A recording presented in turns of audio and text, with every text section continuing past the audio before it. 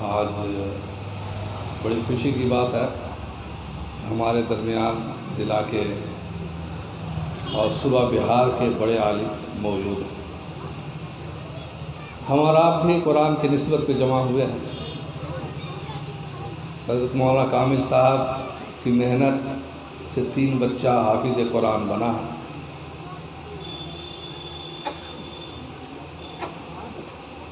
اس نسبت پہ جمع ہونا بہرحال یہ سعادت کی بات ہے۔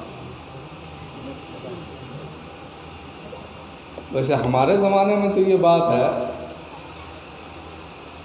کہ جس کا کوئی پروگرام کر لیا جائے تو اس کی اہمیت ختم ہو جاتی ہے۔ جیسے کہ آج کل مدر ڈے، فادر ڈے، اسی طرح حافظ ڈے ایک بنا لیا جائے۔ مدر ڈے ہوتا نا کہ سال میں 1 روز ماں کو گلاب کا پھول کا گلدستہ پیش کر دیا جائے اور اس کے بعد 364 دن اس کو دیکھا نہ جائے۔ اسلام اس کی تعلیم نہیں دیتا۔ ابھی حدیث سن رہے تھے کہ صاحب ایک حافظ قرآن 7 ایسے آدمی کو جنت میں لے جائے گا جو جہنمی ہو چکا۔ وہ 7 آدمی ایسے آدمی ہوں گے جو اس حافظ سے محبت کرنے والے ہیں۔ وہ حافظ سے محبت کرنے والے 24 گھنٹہ، صرف ڈے منانے والا نہیں ہوگا، ورنہ ابو لہب بھی جنت میں چلا جائے گا۔ آپ سے زیادہ بڑا حافظ کوئی نہیں ہے کہ نہیں؟ سب سے بڑے حافظ کون ہوئے؟ آقا۔ اس لیے ایک بات اور سنیے، علماء سے عقیدت کے یا محبت کے بنیاد پر ان کی بات سنیں گے، بات سمجھ میں آئے گی۔ پہلے عقیدت پیدا کر لیجیے علماء سے تو بات سمجھ میں آئے گی، اور عقیدت نہیں ہوگی تو ابو جہل نے آقا کے زبان سے قرآن کی تلاوت بھی سنا تھا، تقریر بھی سنا تھا، ہدایت نہیں ملی۔ ملی ہدایت؟ نہیں ملی۔ قرآن نازل ہوا اس کے سامنے، اس ابو جہل کے سامنے قرآن نازل ہوا اور آقا کے زبان مبارک سے سنا۔ عقیدت نہیں تھی، محبت نہیں تھی۔ آپ جلسہ میں آئے، جلسہ کا کامیابی یہ نہیں ہے، یہ ہو سکتا ہے مولانا کامل صاحب کا کامیاب ہو جلسہ کامیاب، لیکن آپ کے آنے کی کامیابی یہ ہے کہ آپ کے دل و دماغ میں حافظ کی محبت آ جائے، آپ کے دل و دماغ میں قرآن کی محبت آ جائے، تو آپ سمجھیے کہ میرا جلسہ کامیاب، میرا جانا کامیاب۔ بزرگوں، آج حافظ بننا، قرآن پڑھنا یہ ایک پروگرام ہونے لگا ہمارے یہاں۔ جب مسلمانوں کا عروج تھا، جب مسلمانوں کی حکومت تھی، دنیا میں مسلمان حکمران طبقہ سمجھا جاتا تھا، تو اس زمانے میں کوئی عورت ایسی نہیں ملتی تھی جو قرآن پڑھنا نہ جانتا۔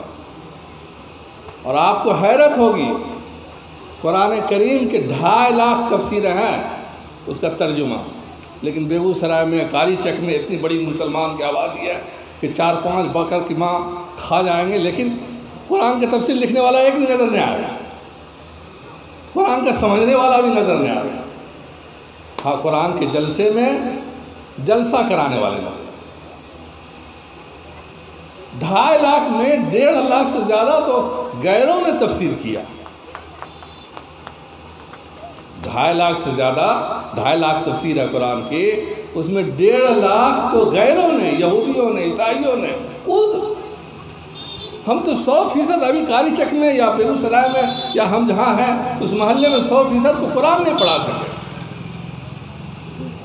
قوم کا عروج جب تھا تو 100% قرآن پڑھنے والے لوگ، قرآن کے سمجھنے والے لوگ۔ جب زوال آیا تو نادرہ پڑھنے میں بھی ہمیں ایک جشن، ایک جلسہ بنانا پڑتا، اس کی اہمیت دل میں بیٹھانی پڑتی ہے کہ قرآن کی اہمیت ہے۔ اسلام